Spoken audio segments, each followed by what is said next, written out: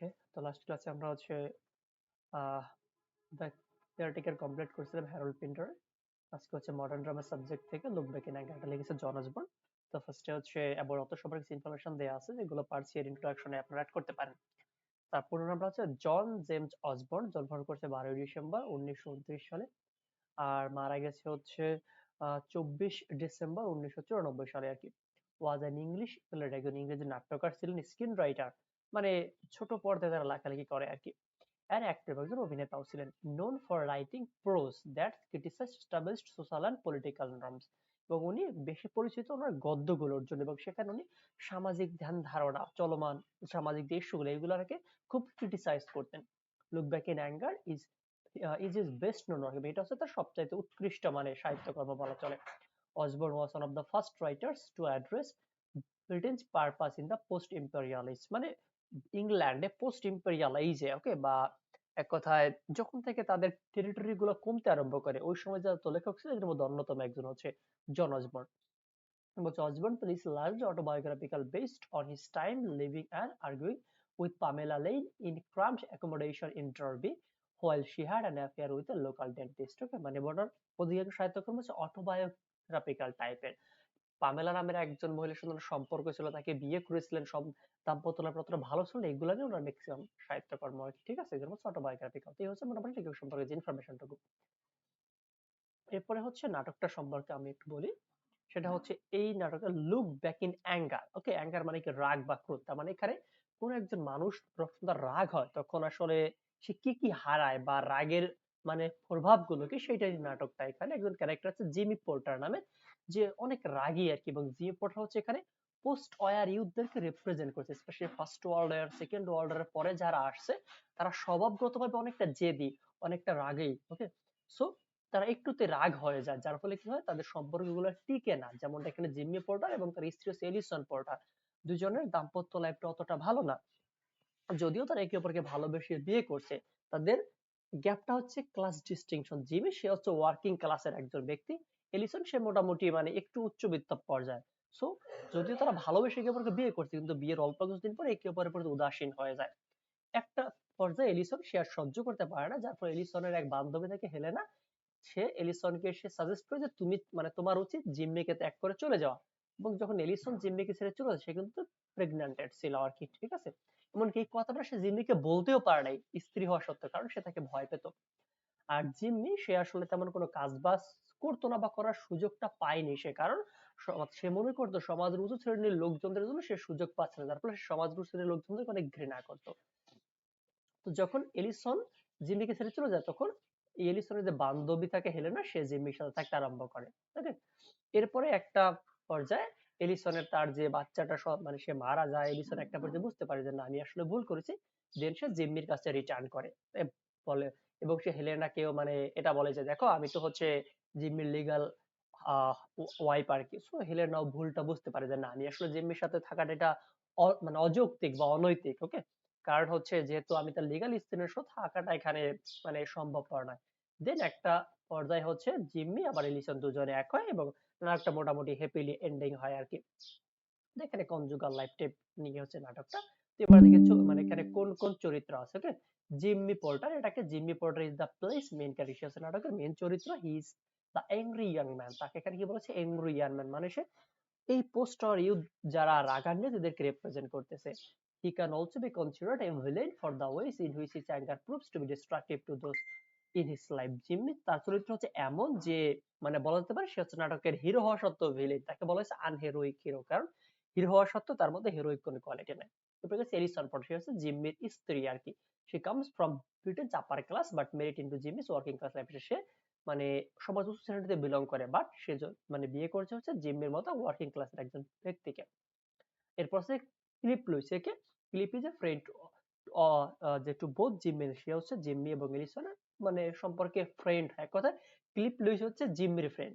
He is working class Welshman, সে ওয়েলসে বসবাসী একজন শ্রমিক টাইপের লোক। He is quite fond of Alison, সে এলিসনের প্রতি আকৃষ্ট, মানে দুজনের মধ্যে ফিজিক্যাল রিলেশনশিপ হয়েছে এমন কিছু। and they have a strange physically affectionate relationship throughout the play. এরপর কি বলছে, হেলেনা সাউথ, সে হচ্ছে এলিসনের best friend. she lives with them in their apartment while visiting for work. সে এলিসনের বাসায় ঘুরতে আসছিল বা বেড়াতে আসছিল, পরবর্তী এলিসনকে তাড়িয়ে দিয়ে সে নিজেই এলিসনের যে হাজবেন্ড আর কি জিম্মি, তার সাথে থাকতে আরম্ভ করে। She is responsible for getting Alison to leave Jimmy, she and Jimmy then begin an affair. এরপর কাছে কর্নেল রেডফার্ন, এ হচ্ছে এলিসনের বাবা আর কি, যে Colonel Redfern is Alison father. He is a military ruler in India for many years before returning with his family in to England. তো এই হচ্ছে মোটামুটি যে মেইন ক্যারেক্টার গুলো আর কি। এছাড়া সেই কর্নেল রেডফার্নের স্ত্রী আছে, তারপর এলিসনের হচ্ছে ভাইয়ের কথা উল্লেখ আছে, এগুলো ইম্পর্টেন্ট চরিত্র না, মিনর ক্যারেক্টার। মোটামুটি এই পাঁচজন সম্পর্কে জানলে হয়ে যাবে। এরপরে কি আছে বাংলা সামারিতে, দেখুন এখানে টোটাল স্টোরিটা বাংলাতে লেখা আছে, আপনারা চাইলে বাংলাটা পড়ে নিতে পারেন, তাইলে মোটামুটি আইডিয়া হয়ে যাবে। আমি ইংরেজিটা লাইন বাই লাইন বুঝিয়ে দিচ্ছি আর কি। ওকে, তো ইংরেজিতে দেখুন সামার দিকে লেখা আছে, এরপরে হচ্ছে থিম গুলো ডিসক্রাইব করতেছি। যে the play begins in the attic flat apartment of Jimmy Porter in an Alison Porter. যে নাটকটা শুরু হয় জিমি এবং এলিসন পোর্টার মানে ছোটখাটো একটা বাসাতে, মানে তাদের বাসাটা অতটা ভালো না। জিম্মি is a young man frustrated with his life. জিম্মি সে হচ্ছে একজন যুবক এবং তার জীবনে সে সন্তুষ্ট না, সে হতাশার মধ্যে আছে, কারণ সে কোনো জব পায়নি একজন ইউনিভার্সিটি গ্রাজুয়েট হওয়া সত্ত্বেও। and he takes his frustration and anger out on everyone around him. সুতরাং সে তার রাগটাকে তার চারপাশের লোকজনদের উপরে চাপিয়ে দেয়। মানে এক কথায় দেখবেন যখন রাগ টাগ হয় আশেপাশে কাউকে ভালো লাগে না এমনটা। যে Alison is Jimmy, so Alison সে জিম্মির স্ত্রী and belongs to a prominent family, সে মোটামুটি একটু ধনী পরিবারে। Jimmy and Alison share their apartment with Cliff Lewis. Jimmy এবং এলিসন তারা তাদের অ্যাপার্টমেন্টটা ক্লিপ লুইসের সাথে শেয়ার করে, মানে তিনজন একসাথে থাকে। এই ইয়াং ওয়ার্কিং ক্লাসম্যান, যে একজন মানে যুবক বয়স যুবক বয়স লোক এবং যে হচ্ছে এলিসন জিম্মির মধ্যে ওয়ার্কিং ক্লাসে বিলং করে। Who is best friend to Jimmy. Cliff and Jimmy both come from working class background, দুজনে তারা মানে সমাজের নিম্ন শ্রেণীর লোকজন। Though Jimmy has had more education than Cliff, যদিও জিম্মি সে ক্লিপের সাথে বেশি শিক্ষিত। They are in business together running a sweet stall, তারা দুজনে একটা মিষ্টির দোকান চালায় আর কি। দেখুন জিম্মি কিন্তু university graduate, but say livelihood lead করার জন্য সে সুইট স্টল চালাতে বাধ্য হয়েছে, কারণ সে জব পায়নি। এই জন্য সে সমাজ শ্রেণীর লোকজন তাকে দোষারোপ করে, সে ঘৃণা করে। Jimmy is a hot tempered young man and he begins to try and provoke both Cliff and Edison. সে কি করে দুজনের সাথে মানে রাগার খারাপ আচরণ করে আর কি always. He also attempts to provoke his wife Alison by making fun of her family and her well held life before she married him. Okay, এমনকি জিম্মি সে তার স্ত্রী এলিসনকে মাঝে মাঝে মানে তিরস্কার করে। সে ধনী পরিবার থেকে আসছে বা তার আর্থিক অবস্থা এখন ভালো না, সে আগে কত জাঁকজমক পুরো লাইফ, মানে এক কথা তাকে ছোট করে আর কি, হেয় করে।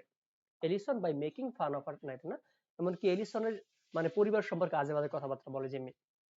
তো বলছে when Jimmy attempts to make a quarrel Alison begs for peace, যখন জিম্মি সে মানে ঝগড়াঝাটি করছে লিসন তার কাছে মানে হাত টাত ধরে বা এক কথায় রিকোয়েস্ট করে বলে, যার ঝগড়া করো না, আমরা একটু শান্তিতে থাকি। দেন বলছে যে Cliff attempts to keep peace between the two and this leads to playful scuffle between the two. মানে একটা পর্যায়ে ঘটনার কথা বলছে, যখন কিনা জিম্মি এবং লিসনের মধ্যে এরকম মানে বাকবিতণ্ডা চলতেছিল, তখন ক্লিপ দুজনকে থামানোর চেষ্টা করে, যার ফলে জিম্মি এবং ক্লিপের মধ্যে একটা ধস্তাধস্তি শুরু হয়। আফটার জিম্মি লিভস, এরপর জিম্মি চলে যায়। Cliff attends to Alison injury, মানে জিম্মি হয়তো এলিসনকে কোনোভাবে আঘাত করছে, যার ফলে এলিসন সে ইনজুর্ড হয়ে যায় এবং তখন ক্লিপ তাকে হেল্প করে আর কি। She tells him she is pregnant, তখন এই এলিসন সে হচ্ছে ক্লিপের কাছে বলে যে আমি অলরেডি প্রেগন্যান্ট হয়ে গেছি, but she has not told জিম্মি, কিন্তু বলে কি আমি জিম্মিকে এটা বলতে পারিনি। ওকে, কারণ সে ভয় পায় যে তার স্বামীকে কথাটা বললে, প্রেগন্যান্টের কথা বললে তার স্বামী হয়তো খারাপ আচরণ করবে আরো। এটা দ্বারা বোঝানো হয়েছে কি দুজনের মধ্যে মানে যে ডিস্টিংশন, কনজুগাল লাইফের যে কনফ্লিক্ট, এটাকে রিপ্রেজেন্ট করা হয়েছে। কিন্তু এরপরে বলা হয়েছে যে ক্লিপ আসছে সার্টুটার জন্য, তখন ক্লিপ সে এলিসনকে বলে তোমার উচিত ছিল জিম্মিকে বলা, but she is afraid of how she will react, কিন্তু এলিসন সে ভয় পায় যে আমি এটা বললে আমার স্বামী আসলে কেমন রিঅ্যাক্ট করবে। আফটার এ ফিউ মোমেন্টস, অল্প কিছু পরে Jimmy enters the room and disguises herself and Alison to play a game. এরপরে জিম্মি আবার রুমে আসে এবং তারা দুজনে জিম্মি এলিসন দুজনে একটা খেলা খেলে, এটাকে বলা হয় বিয়ারলেস কোয়ারেল গেম। এটা কিন্তু অনেকটা সিগনিফিকেন্স আছে। বিয়ারলেস কোয়ারেল হচ্ছে একটা পশু, তো জিম্মি আর লিসন এরা মানুষ, তার মানে মানুষেরা তারা পশুর মতো আচরণ করে, তার মানে মানুষের অবস্থান কোথায় চলে গেছে যে তারা পশুর মতো আচরণ করে নিজেদেরকে মানে ভালো রাখতে চায়। যে জিম্মি লিসন তারা সেই বিয়ার স্কোয়ারেল গেম খেলে। জিম্মি সে সাজে হচ্ছে বিয়ার আর এলিসন সে সাজে স্কোয়ারেল, মানে কাঠবিড়ালি আর ভাল্লুক দুজনে খেলা করে এরকম ভাবে, মানে তারা তাদের এই যে দাম্পত্য কলহ এটা কি স্কিপ করতে চায় এটার মাধ্যমে। তো যাই হোক এখানে ওইটি দেখুন লেখা আছে যে Jimmy impersonates a stuff bear and Alison impersonates a toy square, দুজনে মানে এরকম সাজে আর কি বা এটা দিয়ে খেলা করে। যে Cliff returns and tells Alison she has a phone call from her friend Helen. এরপরে ক্লিপ একটু পরে আসে এবং এলিসনকে বলে যে তোমার যে বান্ধবী ছিল না সে একটা ফোন করেছিল আর কি। Alison leaves to take the call and returns with the news that Helen is coming to stay for a visit. তখন এলিসন সে ওই ফোনটা মানে ধরতে চলে যায় বা এক কথায় সে ফোনের কাছে যায় এবং সে মানে এই খবরটা নিয়ে আসে যে এলিসন এই খবরটা নিয়ে আসে যে তার যে বান্ধবী হেলেনা সে ভিজিট করার জন্য আসতেছে আর কি। এরপর বলছে জিম্মি ডাজ নট লাইক হেলেনা। জিম্মি সে কিন্তু হেলেনাকে ফার্স্টে একদমই পছন্দ করতো না। And he urges with Alison এবং সরি আর্গুস উইথ এলিসন এবং সে কেন হেলেনা চার্লস আসবে এই জন্য সে এলিসনের সাথে আবার মানে ঝগড়াঝাটি শুরু করে। 2 উইকস পরে 2 সপ্তাহ পরে Helena has arrived and Alison discusses her relationship with Jimmy. যে হেলেনা আসে এবং হচ্ছে এলিসন সে হেলেনার সাথে জিম্মির সাথে তার কেমন সম্পর্ক এটা নিয়ে আলোচনা করে। Helena does not understand why Alison married someone like Jimmy. সব শোনার পরে হেলেনা সে হচ্ছে এলিসনকে বলে যে আমি আসলে বুঝি না তুমি কেন এরকম একজন বদমেজাজি লোককে মানে বিয়ে করলে বা এমন কিছু তুমি কেন আসলে করলে। মানে এক বান্ধবী আরেক বান্ধবীকে হচ্ছে এরকম কনসোলেশন দিচ্ছিল। বলছে Alison tells her about how they meet and fell in love. এরপর এলিসন সে হেলেনাকে বলে কিভাবে আমাদের দেখা সাক্ষাৎ হয় বিয়ে টি হয় ইত্যাদি ইত্যাদি।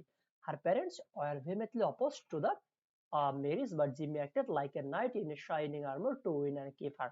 মানে এলিসন এটাও বলে যে আমার মা বাবা কখনোই রাজি হয়নি বিয়ে দেওয়ার জন্য বাট এলিসন মানে এডিসনের সামনে জিম্মি তখন হেরোইক মানে এক কথায় আহ, যে অনেক ভালো লাগে তাকে ওকে।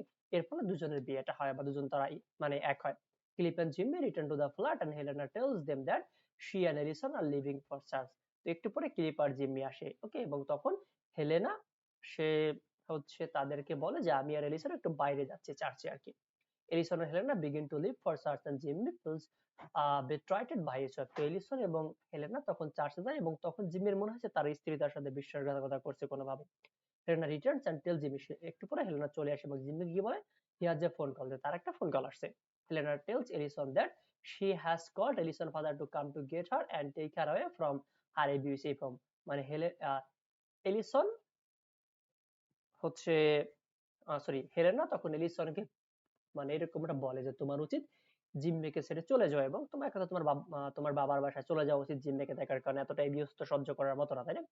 এরপর বলছে Alison agree she will leave. তখন এলিসন রাজি হয় যে হ্যাঁ আমি চলে যাবো। মানে এখানে ঘটনাটা এমন যে সবকিছু শোনার পরে হেলেনা এলিসনকে সরি এলিসন হ্যাঁ হেলেনা এলিসনকে সাজেস্ট করে যে তোমার উচিত জিম্মিকে ছেড়ে চলে যাওয়া কারণ সে তোমার সাথে যেমন খারাপ আচরণ করে এর মধ্যে থাকাটা মানে তোমার পক্ষে সম্ভবপর নয়। The next evening, Ellison is packing and talking with her father, Colonel Redfern। তো পরের দিন বিকেলবেলা এলিসন সে তার সবকিছু মানে গুছিয়ে নেয় এবং তার বাবার সাথে চলে যায় আর কি এমনটা। Helena and Philip soon enter the scene। পরে হেলেনা এবং ফিলিপ আসে। Alison leaves a letter for Jimmy explaining why she has left and she gives it to Philip। ওকে, তো এলিসন সে একটা চিঠি লিখে যায় তার স্বামী জিম্মির জন্য এবং এখানে সে লিখে যায় যে কেন সে তাকে ছেড়ে চলে যাচ্ছে এবং এইটা হচ্ছে এলিসন সে ক্লিপের কাছে দিয়ে যায় এবং বলে যে তুমি এটা তোমার বন্ধু যে সে জিম্মি আছে তার কাছে অবশ্যই দিবে যখন সে আসবে। আপনার এলিসন লিভ যখন এলিসন চলে যায় ক্লিপ বিকামস আংরি। ক্লিপ খুব রাগান্বিত হয় and give the letter to Helena. সে হেলেনার কাছে চিঠিটা দেয় blaming her for the situation এবং হেলেনাকে সে বলে তুমি এই ঘটনার জন্য দায়ী যে কেন জিম্মিকে ছেড়ে হচ্ছে এলিসন চলে গেছে। Jimmy returns and reads Alison letter. Jimmy মানে অল্প কিছুক্ষণ পরে ব্যাক করে এবং এলিসনের যে সিচুয়েশনটা পড়ে এন্ড বিকজ ভেরি অ্যাংরি এবং সে খুব রাগান্বিত যে কি তার এত বড় সাহস আমাকে ছেড়ে চলে যায় ইত্যাদি ইত্যাদি। মানে সে কিন্তু পুষ্ট হয়ে যেত তার স্বভাবই হচ্ছে একটুতে রাগ হওয়া। এরপর বলছে যে Helena tells him that Alison is pregnant but Jimmy tells her that he does not care. তখন হেলেনা তাকে শান্ত করার জন্য বলে যে তোমার স্ত্রী কিন্তু প্রেগন্যান্ট বাট জিমি সে কোনো ভ্রুক্ষেপই করে না এতে। হি ইনসাল্টস হেলেনা। সে হেলেনাকে অপমান করে এন্ড শি স্লাপস এবং হেলেনা তখন তাকে একটা চড় মারে। দেন passionately kisses him as they lie down on the bed together। মানে তাদের রিউনিয়নটা হয় আর কি ওকে। সেভারাল মান্থস পাস এভাবে বেশ কিছু মাস চলে যায় এন্ড অন সানডে একদিন রবিবার দিন বিকেলবেলা Jimmy and Cliff are reading their paper. Jimmy এবং ক্লিপ তারা মানে খবরের কাগজ পড়তেছিল আর Helena is behind from the iron এবং হেলেনা তখন কাপড় আয়রন করতেছিল। মানে এর মধ্যে কিন্তু এই যে কয় মাস যাবত হেলেনা সে কিন্তু জিম্মির সাথে থাকতে আরম্ভ করে আর কি এবং এলিসন তো জিম্মিকে ছেড়ে চলেই গেছে তাই না। তো এরপর বলছে সাডেনলি এলিসন এন্টার। একটু পরে ওখানে হঠাৎ করে এলিসন চলে আসে মানে সে রিটার্ন করে বেশ কয়েক মাস পরে। এলিসন আর Helena talk while Jimmy leave the room. তখন এলিসন এবং হেলেনা দুজনে কথাবার্তা বলতেছিল জিম্মি তখন ওখান থেকে চলে যায়। Alison says that she has lost her baby and become sick. Alison তখন হেলেনার কাছে বলে যে আমি আমার বাচ্চাটাকে হারিয়েছি আমার বাচ্চাটা মারা গেছে এক কথায় আমার অবস্থা খুব শোচনীয়। She has tried to come to the apartment a number of times but could never make a trip all day। সে বলে আমি আসার অনেক চেষ্টা করছি বাট সুযোগ হয়ে ওঠেনি। She wanted to come back to convince herself what happened here really did happen. আসলে সে মানে এটা জানতে চায়, মানে সে জিজ্ঞেস করে যে তোমার আসার কারণটা কি আর কি, বা এক কথায় কি হয়েছে না হয়েছে।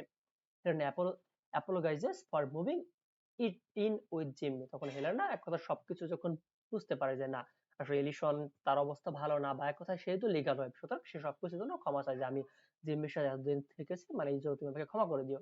Ellison says that she has no reason to apologize. তখন এলিসন বলে যে তোমার ক্ষমা চাওয়ার কোনো দরকার নাই আর কি, বা তোমাকে ক্ষমা চাইতে হবে না এমন।